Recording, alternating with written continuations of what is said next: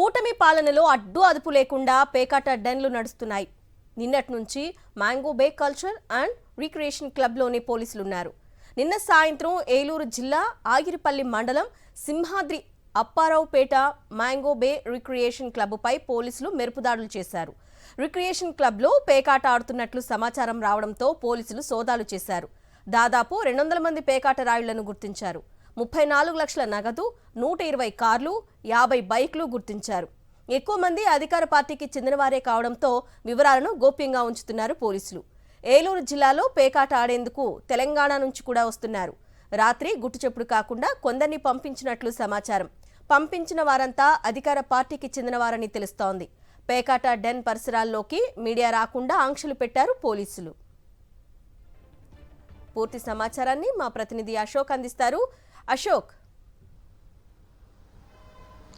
అన్నా నూజివీడులో మంత్రి కొలుసు పార్థసారథి ఇలాకాలో భారీ స్థాయిలో పేకాట శిబిరంపై పోలీసులు దాడి చేసిన ఘటన తీవ్ర కలకలం రేపుతుందని చెప్పుకోవచ్చు. రాష్ట్ర చరిత్రలో ఎప్పుడూ ఇంత పెద్ద మొత్తంలో పేకాట ఆడుతున్న వారిని రైడ్ చేసి పోలీసులు పట్టుకున్న పరిస్థితి లేదు.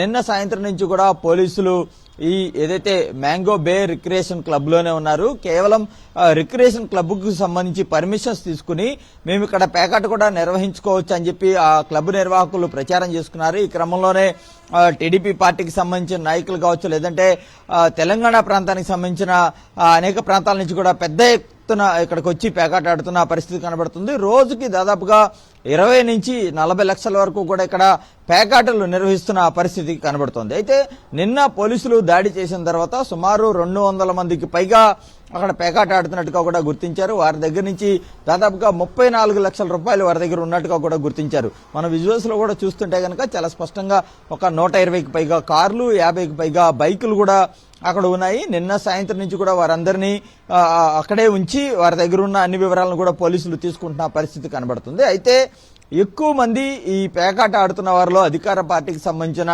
నాయకులు కావచ్చు, అంటే సర్పంచుల దగ్గర నుంచి పెద్ద స్థాయి నాయకుల వరకు కూడా ఉన్నట్టుగా మనకు సమాచారం అందుతోంది. గత రాత్రి కొంతమందిని గుట్టుచప్పుడు కాకుండా బయటికి పంపించేసినట్లుగా కూడా మనకి సమాచారం అందుతుంది. అయితే తాజాగా ఉన్న సమాచారం ప్రకారం క్లబ్ నిర్వాహకులు ఎవరైతే ఉన్నారో వారి మీద పోలీసులు కేసు నమోదు చేశారు. కొద్దిసేపట్లోనే వారిని నూజివీడు కోర్టులో న్యాయమూర్తి ముందు హాజరుపరిచే అవకాశం ఉందని కూడా మనకు తెలుస్తోంది. అయితే ఇంత పెద్ద మొత్తంలో అంటే కూటమి ప్రభుత్వ అండదండలతోనే ఇది నడుస్తుందని చెప్పుకోవచ్చు. ఎందుకంటే ఈ క్లబ్ లో పేకాటకు సంబంధించి అనుమతులకు సంబంధించి 3 నెలల క్రితమే ఈ క్లబ్ నిర్వాహకులు అనుమతులకి దరఖాస్తు చేసుకున్నారు. అయితే ఆ సమయంలో స్థానికంగా ఉన్న ప్రజలు కూడా ఇక్కడ పేకాట క్లబ్బులకు పర్మిషన్లు ఇవ్వద్దు, జోద క్రీడలకు అనుమతి ఇవ్వద్దంటూ కూడా వారు ఆందోళన చేసిన పరిస్థితులు కూడా ఉన్నాయి. కానీ కోర్టు ఆర్డర్ ఉందనే ఒకే ఒక కారణంతో వారు పేకాటలు నిర్వహిస్తున్నారు. పోలీసులు కూడా అధికార పార్టీ నేతల ఒత్తిడితో తలగ్గి అటువైపు కన్నెత్తి చూడలేదు. కానీ పెద్ద మొత్తంలో పేకాట ఆడుతున్నట్టు సమాచారం రావడంతో ఇక నిన్న దాడి చేసిన పరిస్థితి కనబడుతుంది. నిన్న సాయంత్రం నుంచి ఇప్పటి వరకు కూడా పోలీసులు అక్కడే ఉన్నారు. పేకాట ఆడుతున్న వారందరూ కూడా చాలా వరకు వారి అదుపులోనే ఉన్నారు. కొంతమందిని రాత్రే పంపించేసినట్టు కూడా మనకు సమాచారం ఉంటుంది. ఇక మీడియాను కూడా చుట్టుపక్కల వరకు ఎవరిని రానివ్వకుండా పోలీసులు ఆంక్షలు విధించిన పరిస్థితి కనబడుతోంది.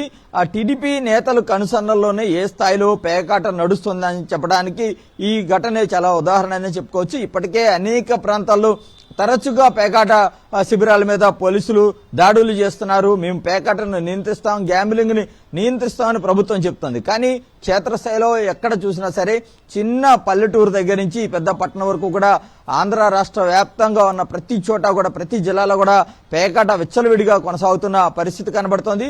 సాక్షాత్తు మంత్రి పార్థసారథి ఇలాకాలోని ఇంత భారీ స్థాయిలో పేకాట శిబిరంపై పోలీసులు దాడి చేయడం, ఇంతమందిని అదుపులోకి తీసుకోవడం ఇప్పుడు తీవ్ర కలకలం రేపిందని చెప్పుకోవచ్చు. ప్రభుత్వం కూడా కొంత కలవరపాటుకు గురవుతుంది. అధికార పార్టీ నేతలే ఎక్కువగా ఇందులో ఉండటంతో దీని మీద ప్రభుత్వం కూడా ఏం స్పందించట్లేదు. పోలీసులు కూడా చాలా వరకు నాయకులను తప్పించి చిన్న చితక ఎవరైతే ఉన్నారో పొరుగు రాష్ట్రాల నుంచి, తెలంగాణ నుంచి ఒక 25% వరకు కూడా వచ్చారు.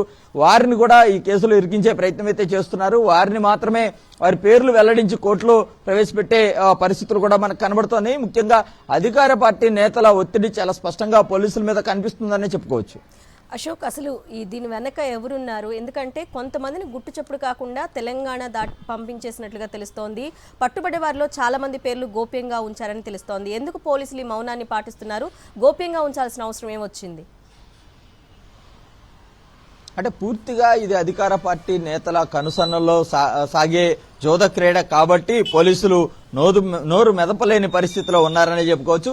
అధికార పార్టీ నుంచి తీవ్ర స్థాయిలో పోలీసుల మీద ఒత్తిడి కనిపిస్తోంది. ఎందుకంటే నిన్న సాయంత్రం పోలీసులు ఇచ్చిన స్టేట్మెంట్ కావచ్చు, ఇప్పుడు పోలీసులు వ్యవహరిస్తున్న వ్యవహార శైలికి కావచ్చు చాలా తేడా కనబడుతుందని చెప్పుకోవచ్చు. రాత్రికి రాత్రి చాలా మందిని అక్కడి నుంచి తప్పించేశారనేది ఖచ్చితంగా అక్కడ ఉన్న వారి ద్వారా మనకు అందుతున్న సమాచారం. కేవలం నాయకులు కాకుండా ఎవరైతే ఈ జోద క్రీడకు వస్తారో వారిని మాత్రమే ఆ పేకాట శిబిరంలో ఉంచారు. నిన్న రాత్రి నుంచి అక్కడే ఉంచారు. కొంతమందికి ఎవరైతే రెగ్యులర్ గా హెల్త్ ప్రాబ్లమ్స్ తో బాధపడే వాళ్ళు ఉంటారో వారి కోసం అంబులెన్సులు తీసుకొచ్చి అక్కడే వైద్య పరీక్షలు చేస్తున్న పరిస్థితులను కూడా మనం విజువల్స్ లో చూస్తున్నాము. వీరందరినీ అంటే అధికార పార్టీకి సంబంధించిన నాయకులందరినీ కూడా తప్పించారు.